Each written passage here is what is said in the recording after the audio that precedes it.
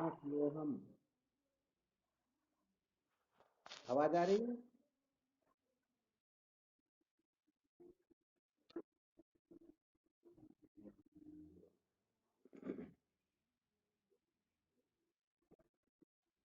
चलो बहुत अच्छी बात है। अच्छा, जीव मात्र किसकी इच्छा करते हैं?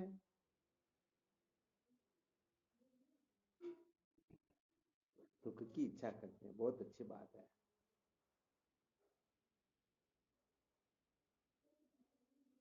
अच्छा, जीव मात्र सुख की इच्छा ही क्यों करते हैं?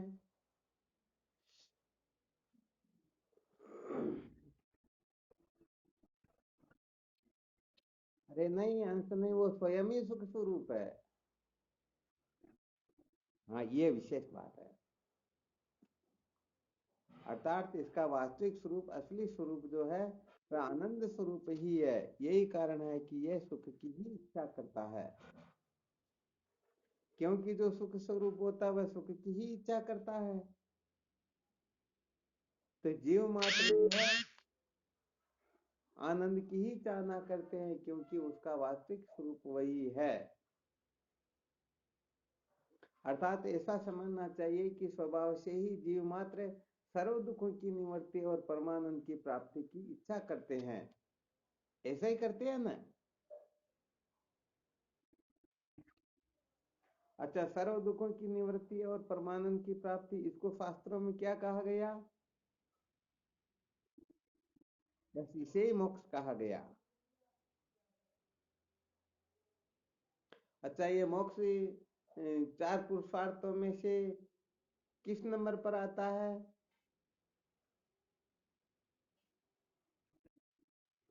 सबसे पहले नंबर पर क्या आता है?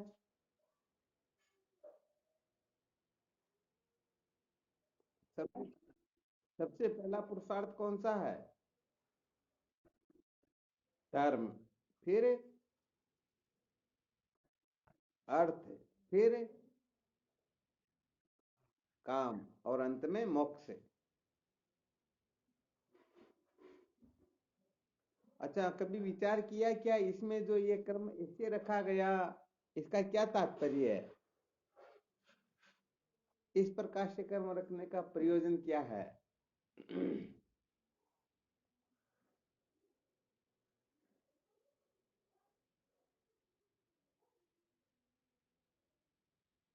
धर्म, अर्थ, काम व मोक्ष, इनका जो ये कर्म रखा गया है, इसका प्रयोजन क्या है? अपनी बुद्धि से विचार करके बता सकते हैं। सबसे पहले मोक्ष को भी रख सकते थे, या अर्थ को रख सकते थे, काम को रख सकते थे। सबसे पहले धर्म को ही क्यों रखा और मोक्ष को अंत में क्यों रखा?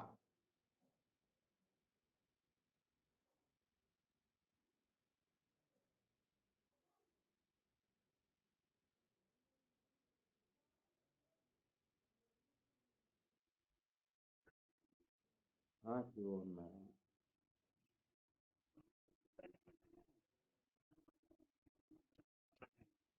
ठीक बात है।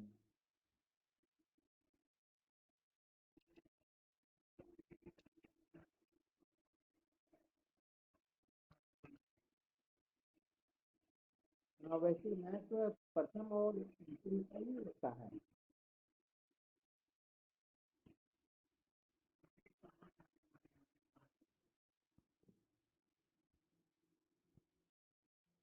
और कोई बात नहीं, माइक बंद कर दो, आवाज आ रही तो कहने का मतलब महत्व जो होता है प्रथम और अंतिम का ही होता है। अर्थात जो आदि में होता है, जो अंत में होता है, मध्य में भी वही हुआ करता, परंतु उनका थोड़ा स्वरूप बदल जाता, तो ऐसा लगता है कि ये अलग है, वरना जो आदि में होता अंत में होता वही बीच में हुआ करता है। अच्छा, और कोई दूसरे साधक अपने अनुभव से बता सकते हैं कि धर्म, अर्थ, काम, इन तीनों को पहले संबोधित किया गया, मोक्ष को अंत में किया गया, इसका क्या प्रयोजन है?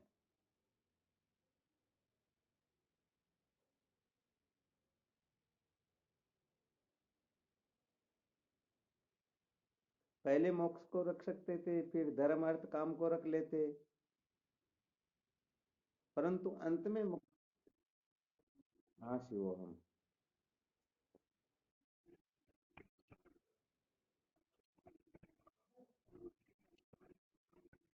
ठीक। अच्छा, चलो ये भी शास्त्रों में कई कई जगह पर ऐसा आता है क्रमशः, और कोई विशेष रूप से।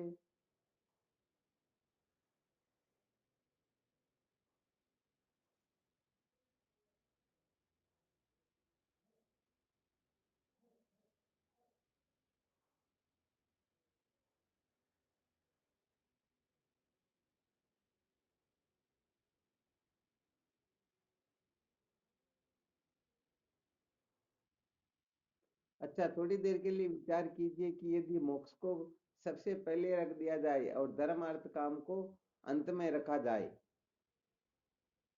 तो इसका क्या परिणाम होगा। अच्छी तरह से मंथन करना, यहाँ पर बड़े बड़े विलक्षण सूत्र निकलेंगे। इसके लिए थोड़ा मंथन करना पड़ेगा, विचार करना पड़ेगा। अच्छा, फिर इसमें यह भी विचार करना है कि अर्थ व काम को बीच में रखा गया, जबकि पहले धर्म और अंत में मोक्ष, बीच में इनको रखा गया। तो धर्म व मोक्ष को बीच में रख सकते थे, अर्थ व काम को शुरू में या अंत में भी रख सकते थे।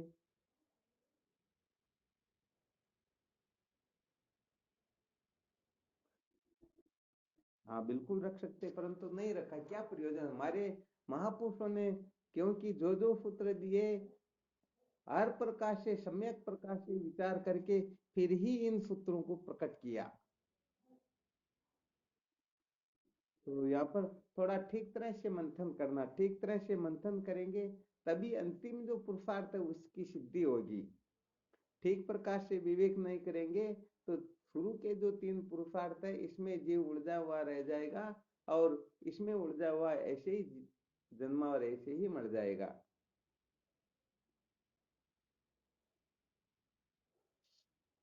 वैसे जीव मात्र इन तीन पुरुषार्थों में ही अटका हुआ रहता है, मोक्ष की ओर तो कोई कोई प्रस्थान करता है।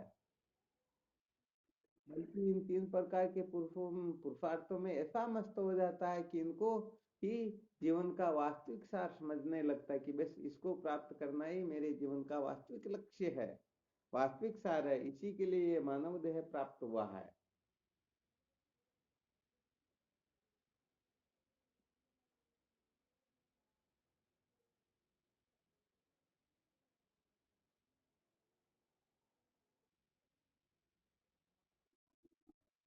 हाँ शिव हम।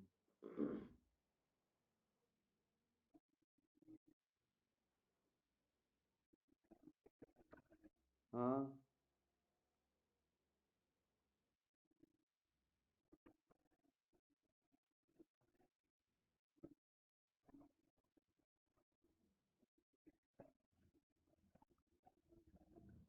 अच्छा।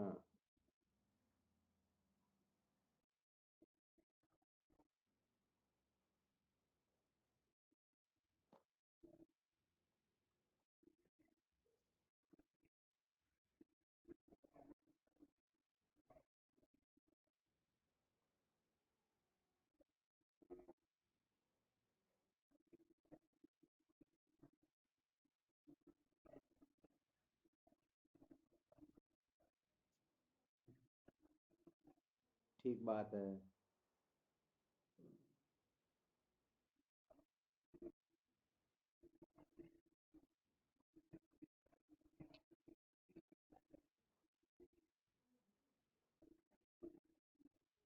अच्छा।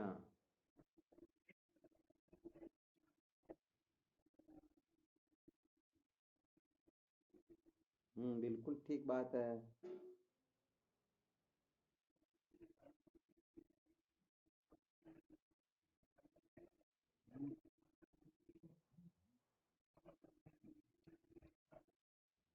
ठीक बात है।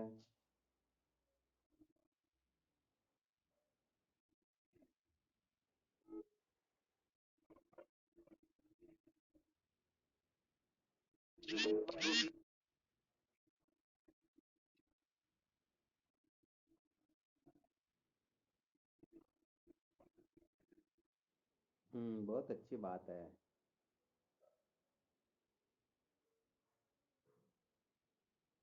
बहुत अच्छा।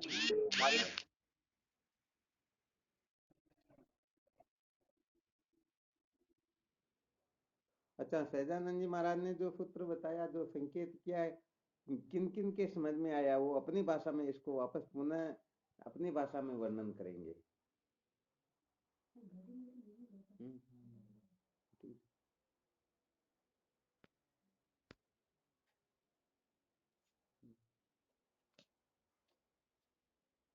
कोई भी इस भाषा में वापस समझा सकते हैं।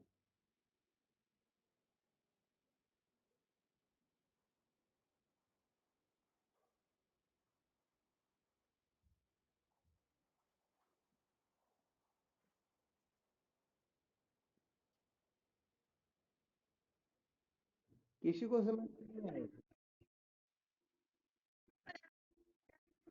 हाँ,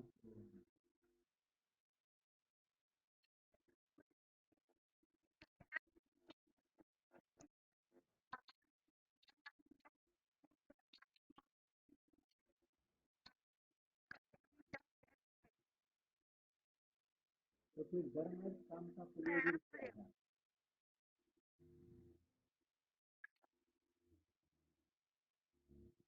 चलो, बहुत अच्छी बात है। और भी कोई साधक अपनी भाषा में।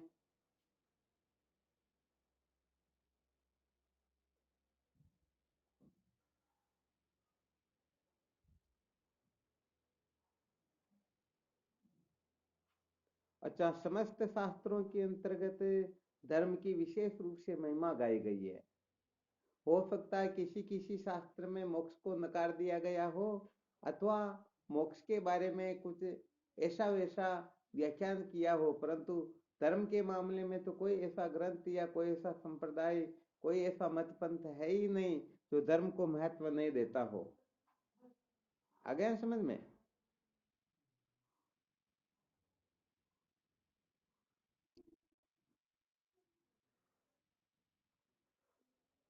तो देखो क्या होता है कि सबसे पहले जीवन में धर्म की आवश्यकता होती है। किसकी आवश्यकता होती है?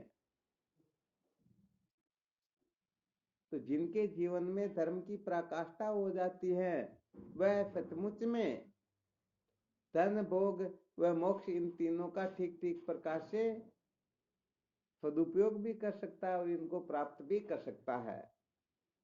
अब यहाँ पर विशेष रहस्य यह है कि यदि धर्म से ही जीव मुक्त हो जाता हो, कृतार्थ हो जाता हो, तो बाकी के जो पुरुषार्थ है, उन पुरुषार्थों का फिर शास्त्रों में वर्णन नहीं कर सकते, वर्णन नहीं करते। इससे सिद्ध होता है कि केवल और केवल मात्र धर्म के पालन करने से ही वास्तव में कोई कृतार्थ नहीं होता है। धर्म के पालन करने से स्वर्गाधिक लोकों की प्राप्ति अवश्य हो सकती है, किसी का उद्धार अवश्य हो सकता है, पतन से बच सकता है, परंतु केवल और केवल मात्र धर्म के धारण करने से ही कोई जीव अजर अमर नहीं हो सकता है, कृतार्थ नहीं हो सकता है। क्योंकि जो सर्वप्रथम सूत्र दिया गया है, उस सूत्र से यदि किसी का कल्याण हो जाता हो, तो फिर कहने का मतलब आगे वाले सूत्रों की आवश्यकता जीवन में रहती ही नहीं।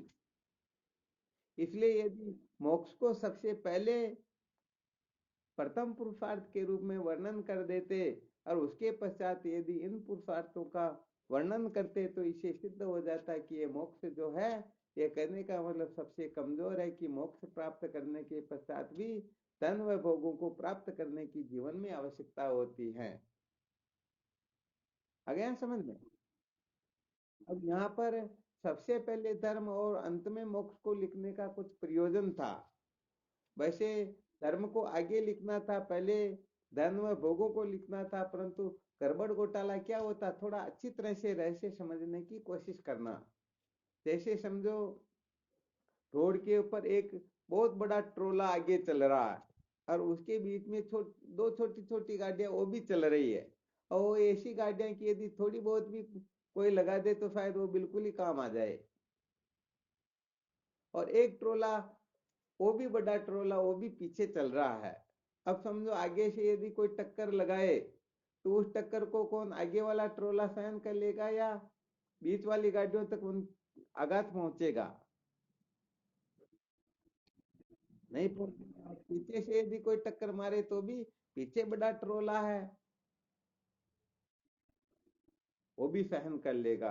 तो इसीलिए जीवन संसार के अंतर्गत या तो जो धर्म के लक्षणों से युक्त होता है वही आदरणीय होता है, अथवा जो मोक्ष की जिज्ञासा करता है, जन्म मरण के बंधन से छूटने की तड़पन जिनके अंतर्गत होती है, सचमुच में वही आदरणीय हुआ करता है।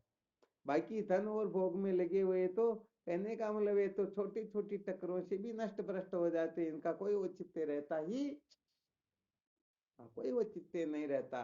अब यहाँ पर विशेष बात समझने की ये है, धर्म के साथ अर्थ को कर लो और मोक्ष के साथ में काम को कर लो, क्योंकि आगे जो ट्रोला उसके पीछे वाला, और पीछे जो ट्रोला उसके आगे वाली वाली छोटी सी गाड़ी।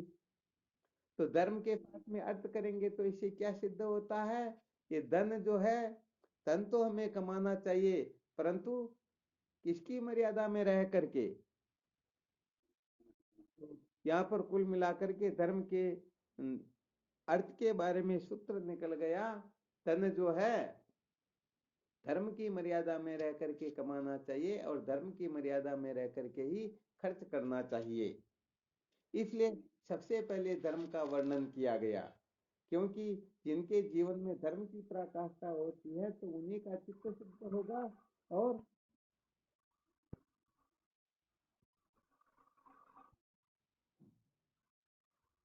मोहनलाल जी स्पीकर बंद, ऑडियो बंद कर दो।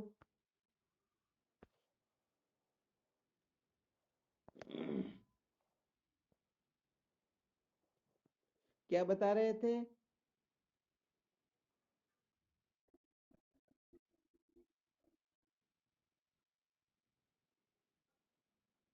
धर्म की मर्यादा में रह करके ही, हाँ, धन भी धर्म की मर्यादा में रहकर कमाना चाहिए और काम भी धर्म की मर्यादा में रह करके ही करना चाहिए। इसका क्या परिणाम होगा? इसका यही परिणाम होगा कि उनका चित्त शुद्ध होने लगेगा। और तीसरा जो पुरुषार्थ है काम, उसको मोक्ष के साथ में समझ लीजिए। तो कामना, क्योंकि इस संसार में ऐसा कोई जीव है ही नहीं जो कामना नहीं करता हो, परंतु यहाँ पर कामना तो करनी है, परंतु किसकी करनी है? मोक्ष की, क्योंकि काम के साथ में कौन सा पुरुषार्थ है? मोक्ष है। तो कुल मिलाकर के ये धन व भोग, ये दोनों ही अपने जीवन को पतन की ओर ले जाने वाले होते हैं। यदि धन व भोग का विवेक करके शास्त्रोक्त मर्यादा से इनको महत्व दे तो निश्चित रूप से ये धन और भोग इनकी मुक्ति में हेतु हो जाया करते हैं। और यदि शास्त्रोक्त मर्यादा से विरुद्ध कुछ भी किया जाएगा तो धन व भोग इनको सदा सदा के लिए पतन की ओर ले चले जाते हैं। तो यहाँ पर धन जो है धर्म की मर्यादा में रह करके, और कामना जो है मोक्ष की, इस प्रकार से यदि कोई साधक निश्चय कर लेता है तो निश्चित रूप से ये सिद्धि हो ही जाती है। आ गया यहाँ पर समझ में? तो देखो मोक्ष जो है उसको अंतिम में क्यों रखा गया? क्योंकि धर्म के द्वारा,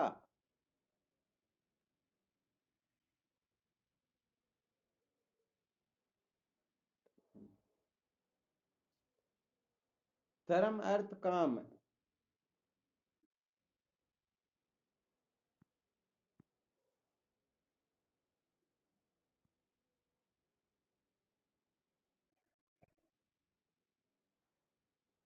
धर्म अर्थ काम, इन तीन के द्वारा यदि कोई जीव कृतार्थ हो जाता तो इसके पश्चात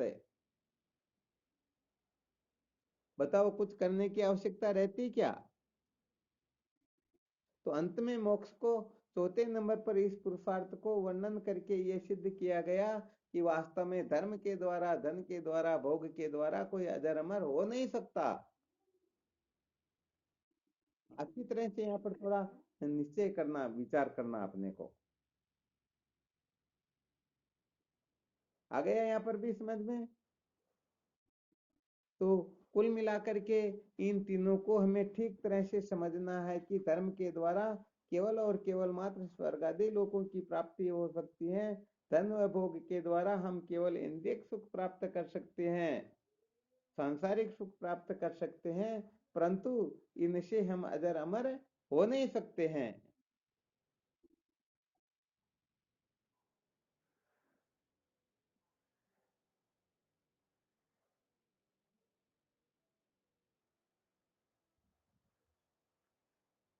तो इसी कारण से मोक्ष को चतुर्थ नंबर पर रखा गया। कहने का मतलब जब अनेक प्रकार से लोग चेष्टा करके अनेक प्रकार से भागा दौड़ी करके जब शांत हो जाते हैं, तृप्ति नहीं मिलती है, सचमुच में सत्य का साक्षात्कार नहीं होता है, तो फिर क्या करते हैं? फिर अंत में उस ब्रह्मास्त्र का ही प्रयोग करते हैं, जिससे ये अविद्या चूर चूर हो जाती है, सदा सदा के लिए विद्या भस्मीभूत हो जाती है। इसीलिए मोक्ष को अंत में रखा गया। पहले तुम धर्म के द्वारा, धन के द्वारा, भोग के द्वारा अच्छी तरह से निश्चय कर लो कि इससे हम कृतार्थ नहीं हो सकते हैं।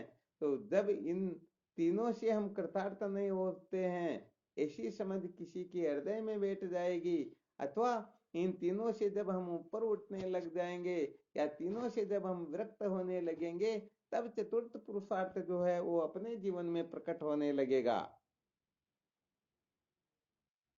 यदि ये मोक्ष सर्वप्रथम नंबर पर होता, तो बताओ, धर्म अर्थ काम इन तीन की ओर किसी की प्रवृत्ति होती क्या?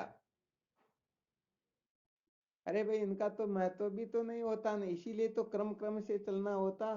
सबसे पहले सुप्रीम कोर्ट में केस थोड़े दायर किया जाता। हाँ, पहले क्रम क्रम से चलना पड़ता है, यहाँ से काम हो जाए।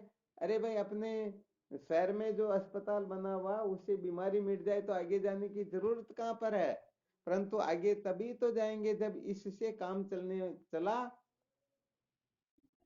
हाँ, उससे काम नहीं चलता तभी तो उसे आगे बढ़ना होगा।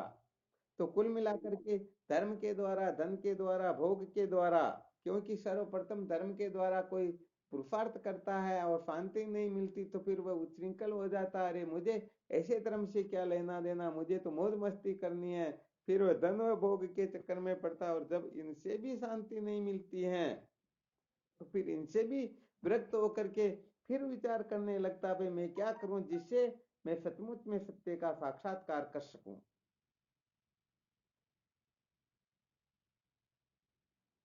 आ गया समझ में? हाँ बिल्कुल बोलो। हाँ बिल्कुल। हम्म। हम्म।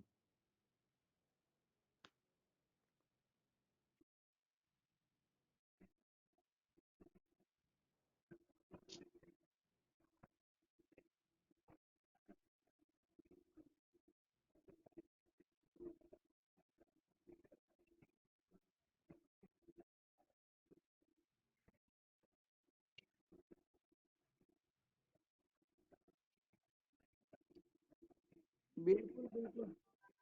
100% सत्य बात यही, क्योंकि धर्म से यदि किसी को तत्व की जिज्ञासा जागृत हो जाती और ब्रह्म विचार की ओर प्रवृत्ति होकर के उस तरफ इसका प्रस्थान हो जाता, तो फिर धन और भोग की कीचड़ में पड़ने की आवश्यकता ही नहीं है। परंतु जब इसका चित्त धर्म के सेवन करने से शुद्ध नहीं होता, अर्थात निषिद्ध कर्मों का त्याग, या जीवन में जितनी भी वासनाएं वो निवर्त नहीं होती हैं, तो फिर धन व भोग का आश्रय लेना होता। अर्थात कहने का मतलब यह है कि विहित कर्मों का सेवन करके फिर निषिद्ध का त्याग किया जाता, अथवा विहित का आश्रय लेकर के निष्काम भाव से करके ईश्वर की प्रसन्नता द्वारा तत्व की जिज्ञासा जागृत की जाती है। और वैसे देखा जाए तो जीवन के अंतर्गत सबसे पहले तो अपने को कुछ न कुछ निश्चय करना होता है। तो धर्म की जो कक्षा होती है, धर्म की कक्षा के अंतर्गत धर्मात्मा वही होता है जो कहने का मतलब शास्त्रों की मर्यादा में रह करके चले। अब शास्त्रों का वास्तव में तात्पर्य क्या है, लक्ष्य क्या है, रहस्य क्या है, ये बात तो एकाएक समझ में आती नहीं। तो सबसे पहले इतनी ही तो बात समझ में आती, भाई हम अपने को शास्त्र की मर्यादा में रहना, उल्टे काम नहीं करना, 10 दोषों का त्याग करना, धर्म के 10 लक्षणों को धारण करना, केवल इतनी ही तो बातें समझ में आती। ज्ञान के बंधन से छुटकारा, सर्व दुखों की निवृत्ति, परमानंद की प्राप्ति, ये बातें तो पहले समझ में आती नहीं है। क्योंकि ये तो तभी समझ में आती है जब तत्व की जिज्ञासा जागृत होती है, तो जब अंतःकरण शुद्ध होता तभी इस ओर प्रवृत्ति होती, वरना तो प्रवृत्ति होने वाली है नहीं। तो कुल मिलाकर के ये समझो, जैसे ब्रह्मचर्य आश्रम जो सबसे पहले क्यों वर्णन किया गया, क्योंकि ब्रह्मचर्य आश्रम के अंतर्गत जीवन जीने की समस्त शैलियां अनुभूत हो जाती हैं कि जीवन कैसे जीना चाहिए, और उसके पश्चात उस जीवन को जीने के लिए प्रैक्टिकली रूप से गृहस्थाश्रम आश्रम में प्रवेश करना होता है। परंतु यदि किसी को बिना इन ब्रह्मचर्य गृहस्थ वानप्रस्थ आदि आश्रमों में प्रवेश किए भी नहीं, यदि तत्व की जिज्ञासा जागृत हो जाती है, तो फिर उनके लिए इन आश्रमों का कोई महत्व नहीं होता है। बताया भी है न, ब्रह्मचर्य दवा गृह दवा वन दवा यदहरेव विरजेत तदहरेव प्रवर्जेत। अर्थात ब्रह्मचर्य आश्रम में हो, गृहस्थ आश्रम में हो, वानप्रस्थ आश्रम में हो, किसी भी आश्रम में हो, जिस दिन वैराग्य हो जाए उसी दिन उनको संन्यास का अधिकार है। परंतु इनको इन आश्रमों में प्रवेश किए बिना यदि किसी को वैराग्य हो जाए, तो बताओ फिर ये आश्रम कर्म क्रम से चलते हुए मोक्ष तक पहुंचना होगा क्या?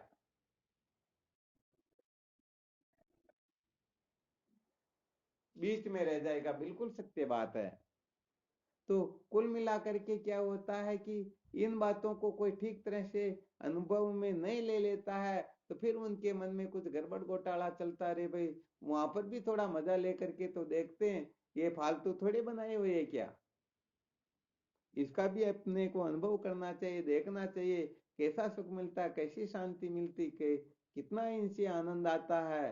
तो मोक्ष के बाद में यदि रखते तो फिर हो सकता मोक्ष का अनुभव होने के बाद में भी फिर इन विषयों की ओर कोई पागल प्रवृत्त हो सकता। तो इस तरफ प्रवृत्त होना ही तो पतन है। और इस तरफ पहले यदि अनुभव कर लिया, पता लग गया कि सचमुच में यहाँ पर परम शांति मिलती नहीं, तो बताओ फिर वह इस ओर प्रवृत्त होगा क्या? तो कहने का मतलब मोक्ष का तो अर्थ ही होता है छुटकारा। किससे छुटकारा? तन से, भोग से, और अपने कर्तव्य कर्मों आदि से। अनादिकाल से जिनको कर्तव्य समझते आ रहे कि मुझे ये करना है, ये करना है, कहा गया न कर्तव्यम दुख मार्तंडम ज्वाला दग्ध अंतरात्मन कथम प्रसम पीयूष धारासार मरते सुखम। तो कर्तव्य की अग्नि में जल रहे हैं कि मुझे ये करना है, ये करना है, ये करना है, बताओ उसे उस अमृत तत्व का अनुभव हो सकता? कभी नहीं हो सकता है। तो कुल मिलाकर के धर्म के द्वारा जीवन का निर्णय किया जाता है, धन व भोग का सदुपयोग करके अंतःकरण को शुद्ध किया जाता है, और मोक्ष के द्वारा सर्व दुखों की निवृत्ति और परमानंद की प्राप्ति अर्थात मूल सहित विद्या के बंधन से छुटकारा प्राप्त किया जाता है। और यही मानव जीवन तो क्या, जीव मात्र का वास्तविक लक्ष्य होता है। जीव मात्र इसी जगह पर पहुंचना चाहता है। कामना जीव मात्र को है, ऐसा नहीं मानव योनि में ही जो जन्मे उनको ही है, बल्कि 84 लाख योनि के प्रत्येक जीव इस मोक्ष सुख की ही अभिलाषा करते हैं, इसके सिवाय किसी की अभिलाषा करते ही नहीं। हाँ, ये जरूर है कि वो समझ में नहीं आता, परंतु उनकी मूक भाषा में, क्योंकि इस संसार में ऐसा कोई है ही नहीं जो दुख को चाहता हो। जैसे मैं जानता हूँ, मैं प्रिय हूँ, बताओ ये तो अपने आप ही 84 लाख योनि का ऐसा कौन सा जीव है जो इस रहस्य इसको नहीं जानता हो, इसका कोई तिरस्कार या इसको कोई नकार सकता कि मैं नहीं हूँ, मैं नहीं जानता हूँ, मैं अप्रिय हूँ? कोई है ही नहीं। तो कहने का मतलब ये ब्रह्म के जो 3 विशेषण बताए गए हैं, सत्यम ज्ञानम अनंतम ब्रह्म, ब्रह्म सतरूप है, चित रूप है, आनंद रूप है। तो इस सतचित आनंद रूप ब्रह्म के जो विशेषण है, इनको कोई नकार सकता ही नहीं, क्योंकि वह स्वयं ही सत्य है, स्वयं ही चित्त है, स्वयं ही आनंद है। तो जब तक माँ वाक्य के अर्थ का विचार करके ठीक ठीक तरह से आत्मा के ब्रह्मत्व को नहीं जान लेता है, तब तक कहने का मतलब ये सत्यचित आनंद की अभिव्यक्ति जीव मात्र के अंतर्गत होती रहती हैं। जैसे एक चोर चोरी करके भी यही कहता है कि मैं चोर नहीं हूं, तो यह उनके स्वरूप की अभिव्यक्ति है। सबसे पहले मिलते ही अरे भाई कैसे हो, तो बस ठाट बाट से हैं, आनंद मंगल में है, तो ये किसकी अभिव्यक्ति है? अरे भाई उनका स्वरूप ही सत है, चित है, आनंद है, इसलिए अभिव्यक्ति तो वही होगी। परंतु गड़बड़ घोटाला हो जाता है कि जब वह अनात्म पदार्थों को महत्व दे करके उनके लिए रोने धोने लग जाते हैं तब।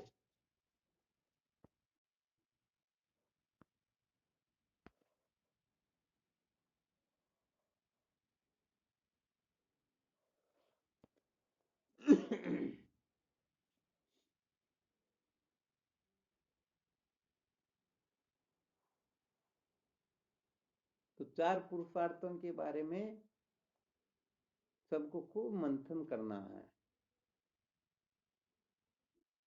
तीन पुरुषार्थों से जिनको सम्यक प्रकाश से वैराग्य हो जाएगा वो मोक्ष का प्रमुख अधिकारी है। जिसको वेदांत में कहते हैं ना, एक तो वेदांत का मुख्य अधिकारी होता है।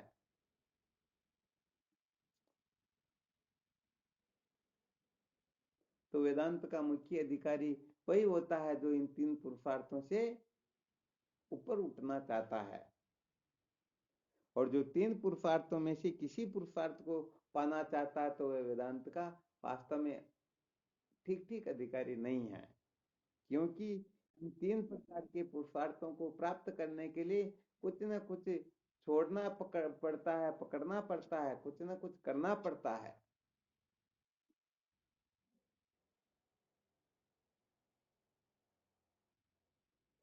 तो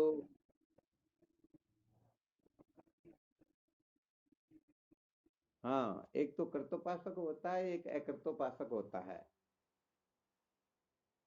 जो कृतोपासक होता है उसको महावाक्य के अर्थ का विचार करते ही जब अज्ञान के बंधन से छुटकारा मिलता है उसी समय एक कहने का मतलब जीवन मुक्त हो जाता है। और जो अकृतोपासक होता है वह वेदांत का श्रवण मनन निध्यासन करके ज्ञान के बंधन से मुक्त तो हो जाता है, परंतु ये उसी समय जीवन मुक्त नहीं हो सकता।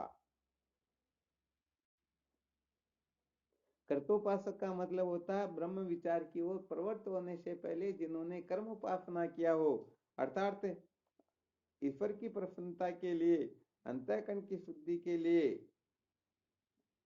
जिन्होंने कर्म उपासना का अनुष्ठान किया हो उनको कर्तोपासक कहते हैं। अथवा ऐसा समझना चाहिए, ईश्वर का जो दर्शन होता है ना, समझो या जो भी उनका स्वरूप उनका दर्शन हो तब तक जिन्होंने जब तब तीर्थ वर्थ पूजा पाठ या जो कुछ भी अनुष्ठान आदि किया हो, जिस किसी भी प्रकार से भगवत दर्शन हो तब तक, और फिर भगवान की कृपा से चतुष्टय साधन संपन्न होकर के फिर ब्रह्म विचार की ओर प्रवृत्त होता है उसको कृतोपासक कहते हैं। वह वेदांत के मुख्य अधिकारी कहलाते हैं। और इसलिए मुख्य अधिकारी क्योंकि जिनके ऊपर भगवान की प्रसन्नता हो जाती है, जिनको भगवत दर्शन हो जाता है, तो बताओ संसार में कोई वस्तु उनको प्रिय लगेगी क्या? बात करते हो, गुरुदेव भगवान अखंडानंद सरस्वती जी महाराज एक जगह पर लिखते हैं, जब हमको साक्षात भगवान नारायण के भगवान कृष्ण के दर्शन हुए उसके पश्चात संसार की कोई वस्तु कभी भी सपने में भी वह वस्तु हमको आकर्षित नहीं कर सकी, क्योंकि भगवान के दर्शन के सामने, भगवान के सौंदर्य के सामने ऐसी कोई सुंदर वस्तु है ही नहीं। तो कहने का मतलब है भगवत दर्शन जो होता है, भगवत दर्शन के पश्चात है, अरे जो राष्ट्रपति से हाथ मिला लेता तो बताओ किसी चपड़ासी के पीछे पागल होके भटकेगा क्या? और यदि कोई राष्ट्रपति से हाथ मिला करके भी चपड़ासी के पीछे पागल हो रहा, वह बेवकूफ राष्ट्रपति के महत्व को समझता ही नहीं। सचमुच में जो ब्रह्म विचार की ओर प्रवृत्त हो जाते हैं उनको फिर ये संसार के भोग पदार्थ, कहने का मतलब जैसे सुअर को वो मल देखते ही वह टूट पड़ता, वैसे वह टूट नहीं पड़ते, वो जानते कि मैं मनुष्य हूँ और यह गंदगी है मेरे लिए नहीं है बल्कि ये सुअर के लिए हो सकती है, के लिए है। तो वास्तव में क्या होता है कि जब भगवत दर्शन होता है तो भगवत दर्शन के सामने संसार का कोई भोग पदार्थ टिक नहीं पाता है। कहने का मतलब जैसे चिकने गड्ढे पर पानी नहीं रुकता, वैसे ही उनकी महत्व बुद्धि संसार के किसी भोग पदार्थ में होती ही नहीं। वह अच्छी तरह से जानता ये सारा का सारा। आज जैसे ग्रुप में एक फोटो भेजा ना, हाँ तो बस उस फोटो को देखते रहना चाहिए कि अपनी असलियत ये, हम जिनके पीछे पागल हो रहे हैं उनका असली रूप ये है। ये तो चमड़ी लगी होने के कारण बात कुछ और होती है, चमड़ी को उठा करके देखा जाए तो भीतर से वही दिखाई देता, इससे ज्यादा कुछ होता ही फिर तो गलानी होने लगती हैं। तो कहने का मतलब जो सचमुच में मुमुक्षु होता है, जो मोक्ष के योग्य होता है, तो कहने का मतलब फिर इंद्रिय और विषय भोगों के लिए वो व्याकुल नहीं होता है, पागल नहीं होता। भगवान कृष्ण गीता में यही उपदेश करते हैं। ठीक है ना। हाँ ये विशेष बात है। तो इसीलिए कर्तोपासक जो होता है वह कर्तोपासक कुल मिला करके संसार के किसी भोग पदार्थ की ओर आकर्षित होता ही नहीं, क्योंकि वह जान जाता है कि समस्त भोग पदार्थ, अरे कहने का मतलब अनंत कोटि ब्रह्मांड का जो ऐश्वर्य होता है वह ऐश्वर्य भी भगवान नारायण के दर्शन के सामने कुछ नहीं होता है। इसीलिए फिर हमारे शास्त्रों में धर्म का और धन भोग आदि का वर्णन करके इनसे विरक्त होने को और इनके द्वारा ऊपर उठने को और मोक्ष के द्वारा, ज्ञान के द्वारा विद्या के बंधन से छुटकारे का वर्णन करके जीव मात्र के लिए मुक्ति का द्वार प्रशस्त प्रशस्त कर दिया जाता है।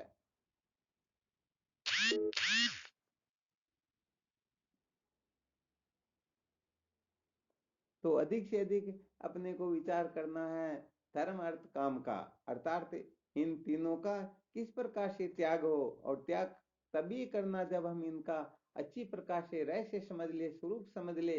यदि अच्छी तरह से रहस्य नहीं समझेंगे, स्वरूप नहीं समझेंगे, इनकी असलियत को नहीं जानेंगे, तो फिर शायद मन में आ सकता है कि नहीं नहीं, यहाँ पर भी थोड़ा बहुत मजा तो होना ही चाहिए, चलो फिर मजा लेकर के देखे तो फिर गड़बड़ हो जाएगी। इसीलिए मोक्ष को अंतिम रूप में वर्णन किया गया, ताकि इनका अच्छी तरह से अनुभव करके इनसे परम शांति न मिले, सच्ची शांति न मिले, सचमुच में दुखों की निवृत्ति न हो, तो हमको इनसे वैराग्य हो और हम इनसे ऊपर उठे। यही कारण है कि इनको पहले ही रख दिया गया।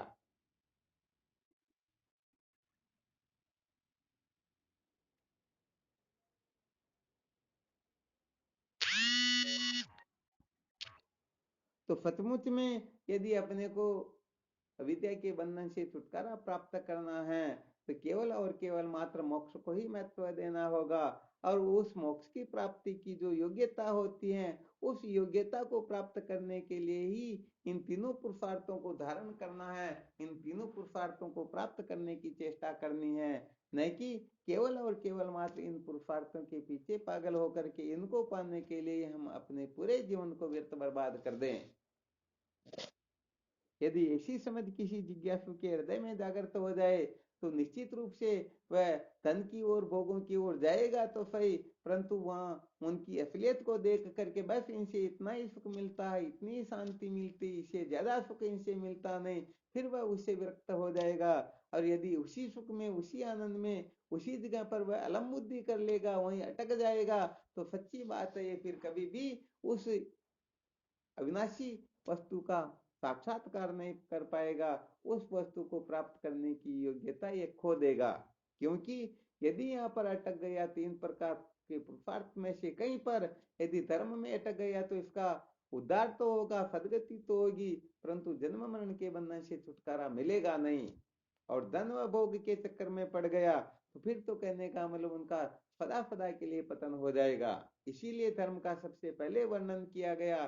धर्म की कक्षा में कम से कम ये अच्छी तरह से समझ ले कि धन व भोग का कैसे हमें उपयोग करना है, कब तक इनको ग्रहण करना, कब तक इनका त्याग कर लेना। तो ये सारी की सारी जानकारी जब धर्म की कक्षा में प्राप्त कर लेता है, प्राप्त करके भी फिर इसके मन में रहता है, जैसे किसी को ये पता लग जाए कि छत से नीचे कूदने पर पैर टूट जाता है या कुछ न कुछ गड़बड़ हो जाती है, कोई कहता कि नहीं नहीं हम इसको नहीं मानते, हम तो ऊपर से कूद करके देखेंगे। तो भाई जो धर्म की कक्षा से इस रहस्य को नहीं समझ पाता, नहीं हम कूद करके देखेंगे, तो फिर वह धन और भोग की ओर कूदता है, और अंत में जब वही रिजल्ट प्राप्त करता है तो ये उसे विरक्त हो जाता है। और यदि अलम बुद्धि कर ले, नहीं नहीं कोई दिक्कत की बात नहीं, यहाँ पर तो बहुत सारा मजा आ रहा, अब चाहे हम नरक में जाए, चाहे पतन हो, चाहे दुर्गति हो, हमारे कोई से कुछ भी लेना देना नहीं। तो फिर कहने का मतलब है धर्म व मोक्ष से वंचित होकर के जीवन भर धन और भोग के चक्कर में पड़ा रहता, और ऐसे ही जन्मा और ऐसे ही मर जाता है। कबीर बडेरा कहाँ गए समाचार भी नाई, क्यों आया क्यों चलिया गया, आउट कूटा माए। ये अपने वो आगे अगले बड़े जितने भी थे ना, वो ऐसे ही कहने का मतलब जन्मे और मर गए, और हम भी ऐसे ही जन्मे और ऐसे ही मर जाएंगे। तो कुल मिलाकर के खूब विचार करना चाहिए, खूब मंथन करना चाहिए, क्योंकि जब तक सचमुच में इनसे वैराग्य नहीं होगा, तब तक ब्रह्म विचार सार्थक वास्तव में जैसे होने वाला वैसा होगा नहीं। तो कुल मिलाकर के धन व भोग की अच्छी तरह से इनकी असलियत को समझो, तो वास्तव में इनके द्वारा परमार्थ सिद्ध नहीं होता है, इनके द्वारा समस्त दुखों की निवृत्ति नहीं होती है।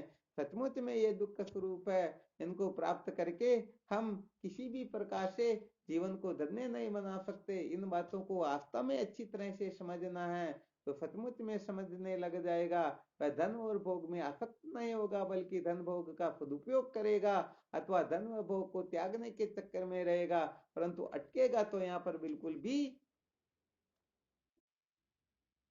तो देखो ये सारे सूत्र इसीलिए बताए जाते हैं कि हमारी जो साधनाएं हैं सर्वप्रथम इस प्रकार से शुरू हो कि सचमुच में जब धन के द्वारा अमृत तत्व की प्राप्ति नहीं होती है, तो हमें कहने का मतलब इनका सदुपयोग करना है। और सदुपयोग करना 8-10 महीने से यही चर्चाएं चल रही, तो इसके बारे में ज्यादा बताने की आवश्यकता होती नहीं।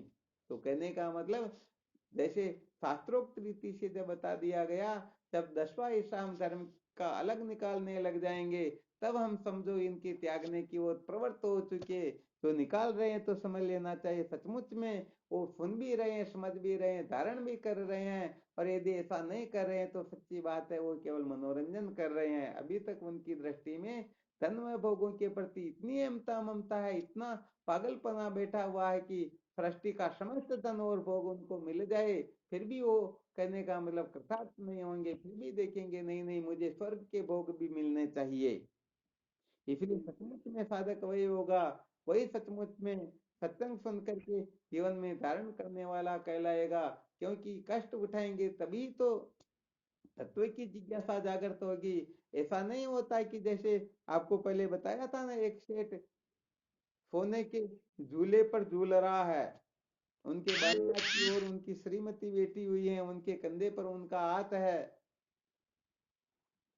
उनके कंधे कंधे पर उनका एक बेटा बैठा हुआ है, उनके एक हाथ में 2-2 हजार के नोटों का बंडल है, उनके हृदय में अनेक प्रकार के भोगों को भोगने की वासनाएं हैं। और वह सेठ सोचता है कि अब इस समय मेरे सामने राम या कृष्ण प्रकट हो और हाथ जोड़ करके मेरे को प्रार्थना करे, बताओ सेठ जी मैं आपके पैर दबाऊं अथवा आपकी क्या सेवा करूं। ऐसे मूर्खों के सामने कभी भगवान का प्राकट्य होता है क्या?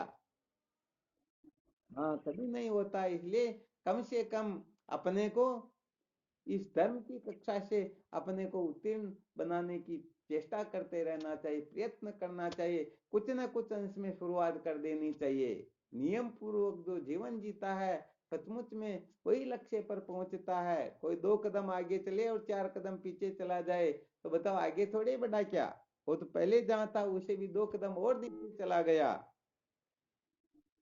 ठीक है ना? तो कुल मिला करके यहाँ पर तो परम सत्य बात तो ये 100% भोग पदार्थों का त्याग करेंगे, तभी हम सचमुच में सांकर अद्वैत वेदांत के पूर्ण रूप से अधिकारी होंगे। तो 100% नहीं तो भी 1% 2% से अपने को संसार का त्याग शुरू कर देना चाहिए कि नहीं नहीं मैं इतना तो त्याग करता ही हूँ। तो इस प्रकार से जो साधक सचमुच में अपना कर्तव्य समझ करके करेंगे, तब समझो वास्तव में अपने जीवन में धर्म की पराकाष्ठा, हम धर्म को महत्व देते हैं, हम शास्त्रों को महत्व देते हैं। जिन जिन महापुरुषों ने पूरे पूरे जीवन पर आपको क्या बताया जाए, पामतीकार वाचस्पति मिश्र जो थे 32 वर्ष तक ब्रह्मसूत्र के ऊपर टीका लिखने में लगा देते हैं। 32 वर्ष तक उनको पता भी नहीं था कि मेरी शादी हो गई या नहीं हुई। अब विचार करके देखना, ऐसे ऐसे महापुरुष जिन्होंने हमारे लिए इतना पुरुषार्थ किया, तो बताओ हमारे ऊपर उनका ऋण है या नहीं है? यदि हम उनके ऋण को नहीं चुकाएंगे तो हमारे जैसे अभागे तो संसार में कौन हो सकते हैं। उनकी पत्नी उनकी हर प्रकार से सेवा करती, परंतु उनको पता भी नहीं है, 32 वर्ष हो गए। और अंत में सोच रहे कि इस ग्रंथ का नाम क्या रखे। उस समय दीपक बुझ जाता है, और जब उनकी पत्नी दीपक जलाती है तो एकदम घबरा जाते हैं। अरे हमारे आश्रम में स्त्री का क्या काम है? तुम कौन हो, कहाँ से आई, तुमको यहाँ पर किसने बुलाया, यहाँ क्यों रह रही हो? जब डांटा फटकारा तो उसने हाथ जोड़ करके निवेदन किया, भगवान मैं तो आपकी पत्नी ही हूँ, मैं आपकी अर्धांगिनी हूँ, मुझको मुझको डांट फटकार क्यों लगा रहे हो? कहा कि अरे मेरी शादी हो गई। कब शादी हुई? तो कहा भगवान 32 वर्ष पहले आपकी और मेरी शादी हुई थी।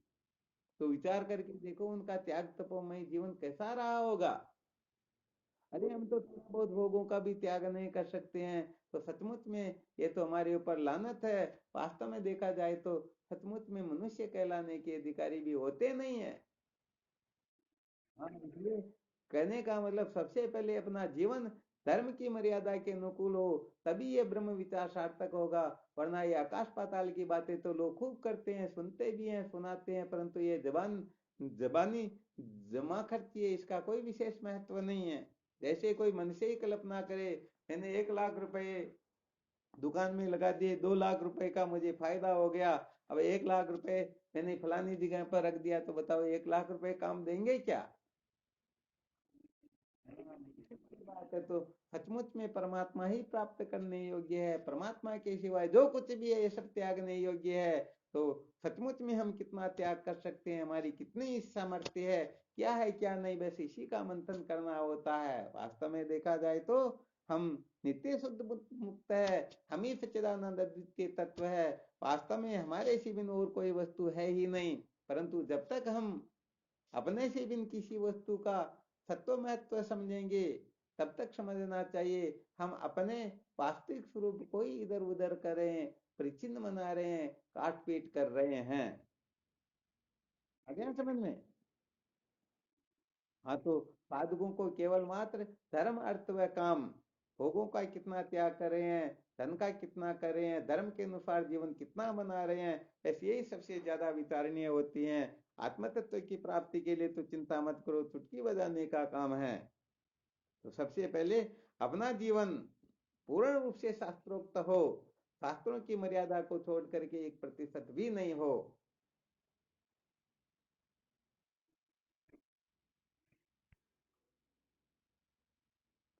तो अभी जो सूत्र बताया ना, उसके अनुसार जो जीवन बनाएंगे वो तो अभी तक धर्म के अधिकारी, ब्रह्म विद्या के अधिकारी, तो महाराज जब विहित कर्मों का भी त्याग कर देंगे, जब उनको धर्म से भी वैराग्य हो जाएगा, तब जाके वो ब्रह्म विद्या के अधिकारी होंगे।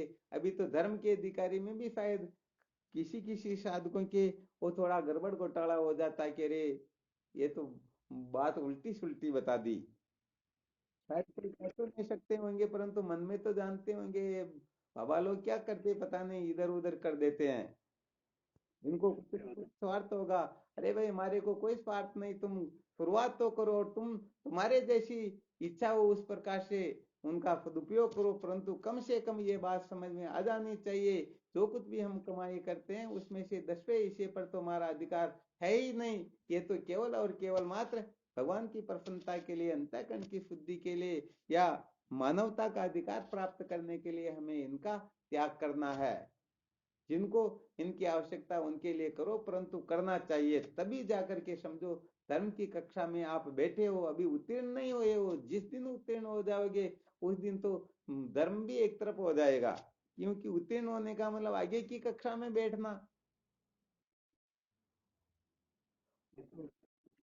हाँ बिल्कुल, तो मैं चाहता हूँ कि भाई साधकों का मुझे थोड़ा पता चले कि हाँ ये साधक सचमुच में धर्म की पहली कक्षा में बैठ गया या नहीं बैठा। अब कोई बताते नहीं तो फिर मुझे पता तो चलता नहीं। एक दो साधकों का तो थोड़ा मुझे अनुभव है कि भाई ये तो सचमुच में पूर्ण रूप से इसके अधिकारी हैं। परंतु बाकी साधकों के बारे में ऐसा कोई ठोस पता नहीं कि ये सचमुच में इस प्रकार से अपने जीवन को बना रहे हैं या नहीं बना रहे हैं। तो अपने को अपनी अक्ल होशियारी का त्याग करके शास्त्रोक्त रीति से चलना, कोई तर्क वितर्क नहीं करना। यदि कोई तर्क वितर्क करता तो सचमुच में वह सत्य का साक्षात्कार नहीं करना चाहता, बल्कि मौज मस्ती करना चाहता, मनोरंजन करना चाहता। वह अपने मन को ही महत्व देता है। तर्क वितर्क बहुत किया, यही पूर्व का पाप। आलोचना में उलझ कर खाली रह गए आप। कुल मिलाकर के हम ऐसे ही खाली रह जाएंगे। हाँ बिल्कुल सत्य। अरे महान वस्तु को पाने के लिए महान बनना होता है। अयम निज प्रवृत्ति करना लघु चित्त साम उदार चरिता नाम तो वसुदैव कुटुंबकम। अरे ये मेरा ये तेरा ये तो छोटे लोगों की पहचान होती है। तो विशाल हृदय वाला होता है, उनके लिए तो पूरा विश्व ही उनका कुटुंब हुआ करता है।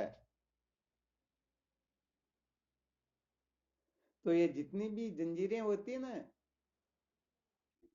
हाँ बिल्कुल, उनको उनको राजी रखिए, उनको राजी रखिए, उनको राजी रखिए। अरे सबको राजी रखने के चक्कर में अपना जीवन व्यर्थ जा रहा है। कोई पत्नी को राजी रखना चाहता, कोई पति को राजी रखना चाहता, कोई पुत्र को, कोई भाई बंधु को, कोई कुटुंब परिवार को, कोई जाति समाज को, पता नहीं कोई देवता तक को राजी रखना चाहता, परंतु इसे काम चलने वाला नहीं। वास्तव में हम परम पुरुषार्थ की प्राप्ति के लिए, अपने कर्तव्य के पालन के लिए, अपने जीवन को धन्य बनाने के लिए शास्त्रोक्त रीति से जीवन जी रहे हैं या नहीं जी रहे, या ऐसे ही मनोरंजन करे, जंगल में ऐसे ही पागलों की तरह भटक रहे हैं।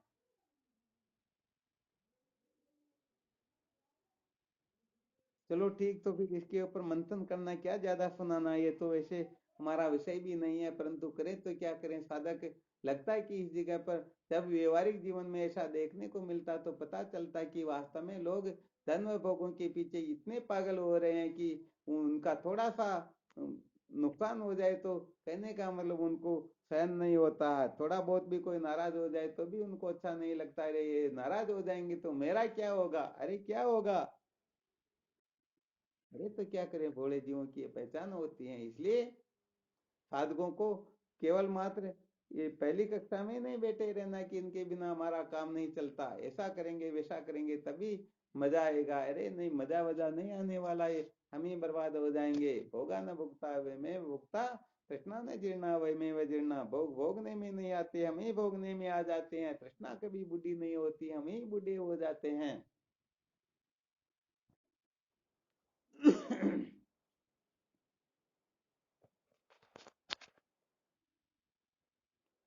तो यहाँ पर कुल मिलाकर के कष्ट सहन करने का नाम ही तप होता है।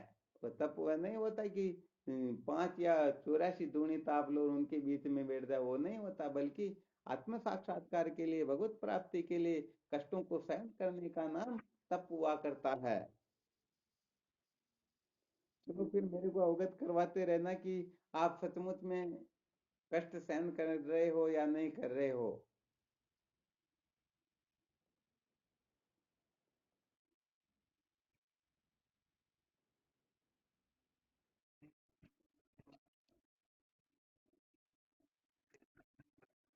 हाँ बात तो बिल्कुल सत्य है, क्योंकि वास्तव में क्या होता है कि समस्त नाम रूपात्मक प्रपंच का सम्यक प्रकाश से त्यागी आत्म प्राप्ति होती है।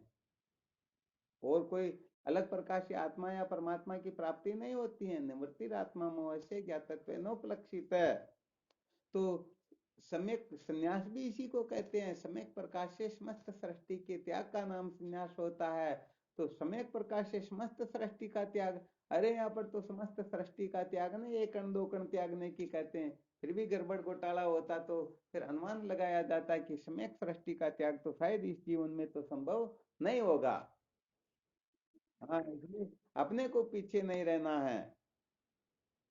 ऐसी क्रूरता प्रकट करने की, अरे थोड़े दिन का जीवन है, कब तक पता नहीं कब जीवन के 100 वर्ष पूरे हो जाए और हम पता नहीं किस किस में अटके रह जाएंगे। जीवन ऐसे ही व्यर्थ चला जाएगा और ये सारा का सारा यही रह जाएगा। इसलिए इनका अच्छी तरह से सदुपयोग करो।